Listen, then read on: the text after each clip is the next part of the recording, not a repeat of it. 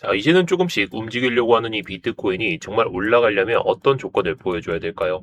이 조건은 너무나도 단순합니다. 매수가 들어와야 되겠죠. 근데 지금은 이 유동성 자체가 엄청나게 부족해진 상황이다 보니까 이 유동성이 어떻게 해소되는지가 상당히 중요하겠죠. 그래서 오늘 어떻게 유동성이 살아날 수 있는지 그 내용을 한번 말씀을 드릴 텐데, 자, 영상 끝까지 보시면 제가 어제도 말씀드리고 계속해서 꾸준하게 말씀을 드리고 있는 이 보조지표 또한 우리 구독자분들께 다 무료로 그냥 공유를 드리고 있거든요.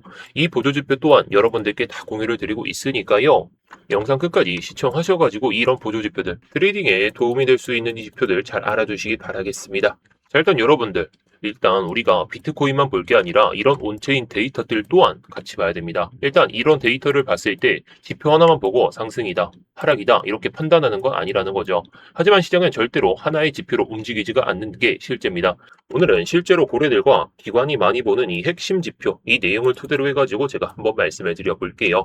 자, 첫 번째로는 거래소 순유입입니다. 이 지표는 거래소로 비트코인이 얼마나 들어오고 얼마나 빠져나가는지 그걸 보여주죠. 일반적으로 거래소로 비트코인이 많이 들어오면 매도를 준비하는 물량일 가능성이 높고, 반대로 거래소로 빠져나가면 장기 보관을 위한 출금으로 해석하는 경우가 많습니다. 근데 최근 데이터를 보면 극단적으로 큰 거래소 유입은 나타나지 않고 있고, 최근 데이터를 보면 극단적으로 큰 거래소 유입은 나타나지 않고 있습니다. 즉, 당장 시장을 흔들 만큼 대규모 매도 물량이 거래소로 들어오는 모습은 확인되지 않고 있다는 거. 이 부분은 현재 시장에서 긍정적이다라고 볼 수는 있겠죠. 자, 그리고 다음은 거래소 보유량입니다. 거래소가 보유하고 있는 전체 비트코인의 양을 보여주는 지표죠. 차트를 보면 지난 1년 넘게 꾸준히 감소를 보여주고 있습니다. 현재는 271만 BTC 이 수준까지 내려와 있는데, 이 의미는 명확합니다. 시장에 즉시 매도할 수 있는 비트코인의 공급이 계속 줄어들고 있다는 뜻이겠죠. ETF, 기관, 그리고 장기 투자자들이 거래소에서 비트코인을 꺼내 개인 지갑으로 옮기고 있다, 이렇게 볼 수가 있겠죠. 장기적으로 보면 공급 감소는 가격에 우호적인 그런 상황이긴 합니다. 자, 그리고 다음으로 볼 것은 거래소 고래 비율입니다. 이 지표는 거래소로 들어오는 비트코인 중에서 고래들이 얼마나 비중을 차지하고 있는지 이걸 볼 수가 있는데, 현재 수치를 보면 여전히 높은 수준을 유지하고 있죠. 여기서 많은 분들이 오해하시는 게 있습니다. 고래 비율이 높다고 해서 곧바로 대량 매도가 나온다는 뜻은 아닙니다. 고래들은 OTC 거래를 하기도 하고, 담보를 이동하기도 하고, 선물 거래를 위해서 자금을 이동하기도 합니다. 그래서 이 지표 하나만으로 매도라고 단정해서는 안 된다는 거죠. 하지만 분명한 것은 고래들이 활발하게 움직이고 있다는 그런 시장임을 우리가 확인할 수 있습니다. 그래서 앞으로도 가장 중요하게 봐야 될 지표 중 하나다라고 볼 수가 있는데요. 자, 마지막으로 볼 내용은 스펜드 아웃풋 프로핏 레이쇼입니다.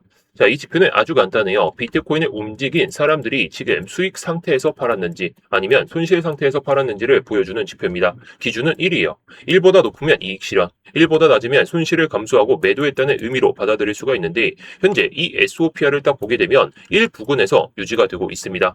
이 말은 시장이 극단적인 공포도 극단적인 탐욕도 아니라는 뜻입니다. 대규모 손절도 없고 반대로 대규모 차익 실현도 없습니다. 즉, 현재 시장은 투자자들이 방향을 기다리면서 균형을 유지하는 단계다라고 볼 수가 있겠죠. 자, 이 네 가지를 모두 종합하면 현재 시장의 모습이 보입니다. 먼저 SOPR은 1 부근입니다. 시장에 패닉은 없고 과도한 차익 실현도 없죠. 거래소 순유입 역시 극단적인 매도 신호는 아직 나타나지 않고 있습니다.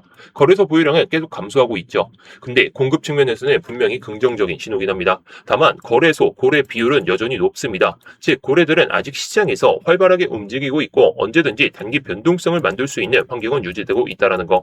결국 비트코인 시장의 온체인 데이터를 보면 광범위하게 패닉 셀링은 아직 확인되지 않습니다. 오히려 공급은 계속해서 줄어들고 있기 때문에 중장기적으로는 긍정적인 요소가 조금씩 유지가 되고 있다는 거. 하지만 이것만으로 지금 반등장이 추가적으로 이어질 것이다, 이렇게 확정 지을 수는 없죠. 왜냐면 최근 계속 확인했던 것처럼 거래소 스테이블 코인 유동성은 감소하고 있고 선물시장 레버리지는 계속 증가하고 있기 때문에, 즉 공급은 줄어들고 있지만 새로운 매수 자금은 아직 충분하지 않은 상황이라는 겁니다.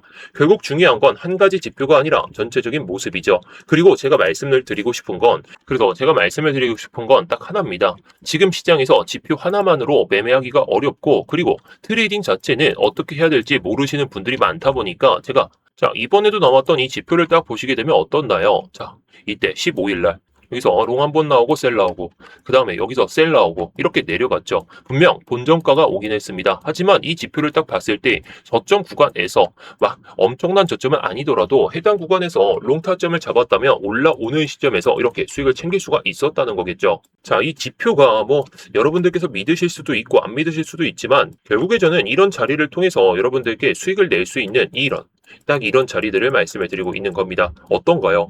자, 물론 제가 시드가 막 중구난방하게 매수를 하고 그런 건 아니고 분할 매수하다가 뭐 타점이 안 맞아가지고 시간이 안 맞아서 매수를 다 못하는 경우는 있지만 결국에 중요한 건 이 수익이라는 결과치입니다. 여러분들께서도 항상 매매를 할 때 손절보다는 수익을 원하시고 수익보다는 손절이 정말 안 나길 바라시죠. 물론 제가 말씀드리는 이 지표가 무조건 좋다 안 좋다 이런 말씀을 드리려는 게 아니라요. 결국에 우리가 매매를 할 때에는 심리가 안 흔들려야 됩니다. 우리가 항상 매매를 할 때 여기서 폭락이 나왔으니까 또 빠지겠지 하다가 이렇게 올라가는 거 그냥 놓쳐요. 그리고 우리가 타점이 안 맞았을 때는 올라가도 내려가도 그냥 그걸 손절만 하고 강제 청산 당하고 끝납니다.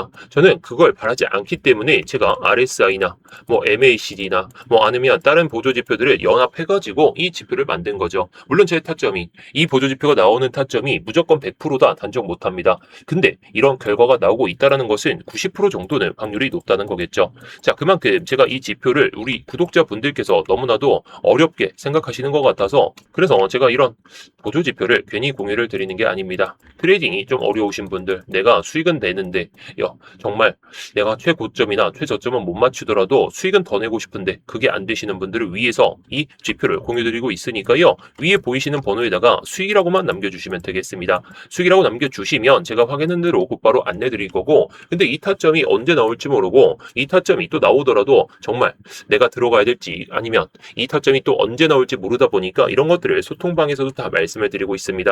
자, 그래서 보조지표만 공유받으실 분들은 위에 보이시는 번호로 수익이라고 남겨주시면 되겠고요. 뭐 이 소통방까지 입장하시려면 소통이라고까지 다 남겨주시면 되겠습니다. 그럼 제가 확인하는 대로 곧바로 입장 도와드릴 테니까요. 뭐 여러분들이 편하실 때 언제든지 남겨주시기 바라겠습니다.